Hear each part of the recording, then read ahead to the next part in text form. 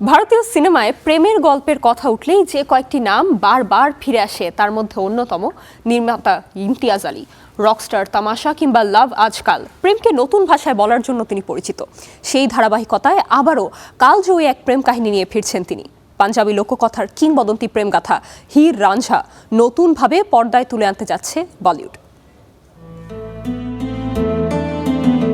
1500 শতকের পাঞ্জাবি লোককাহিনী হির রাঞ্ঝা, যেখানে সামাজিক বাধা, পারিবারিক বিরোধ আর ভাগ্যের বিরুদ্ধে দাঁড়িয়ে প্রেমের লড়াইয়ের গল্প বলা হয়। ইতিহাসের এই করুণ প্রেমগাথা দক্ষিণ এশিয়ার সংস্কৃতিতে বহুবার নাটক, সাহিত্য ও চলচ্চিত্রে ফিরে এসেছে। এবার গল্পটিকে বড় পর্দায় আধুনিক দর্শকের কাছে নতুন ভাষায় তুলে ধরতে চাইছেন নির্মাতারা। সিনেমাটিকে অনেকেই দেখছেন 2018 সালের জনপ্রিয় কাল্ট চলচ্চিত্র লায়লা মজনু ধারাবাহিকতা হিসেবে, যেটি পরিচালনা করেছিলেন সাজিদ আলী। প্রযোজনায় ছিলেন তার ভাই ইমতিয়াজ আলী। এবারও জুটি বেঁধে আসছেন তারা। প্রযোজনায় থাকছেন একতা কাপুর সহ কয়েকজন প্রযোজক।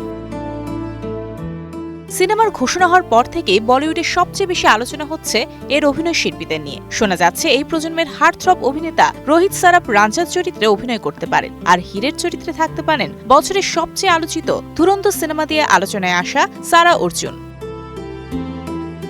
তবে নির্মাতারা এখনও আনুষ্ঠানিকভাবে কোনো অভিনেতার নাম ঘোষণা করেননি, বরং প্রযোজনা সংস্থার পক্ষ থেকে বলা হয়েছে কাস্টিং প্রক্রিয়া এখনো চলছে, শিগগিরই আনুষ্ঠানিক ঘোষণা আসবে। সিনেমাটি প্রথম ঘোষণা করা হয় একটি ছোট্ট টিজারের মাধ্যমে, যেখানে কোনো অভিনেতা দেখা যায়নি, শুধু একটি আবেগঘন সুরের সঙ্গে লেখা ছিল some love stories never die, from Laila Majnu to Heer রাঞ্ঝা।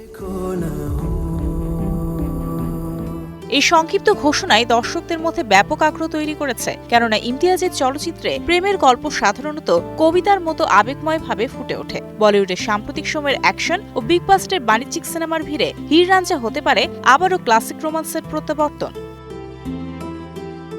Mario Sen, star entertainment.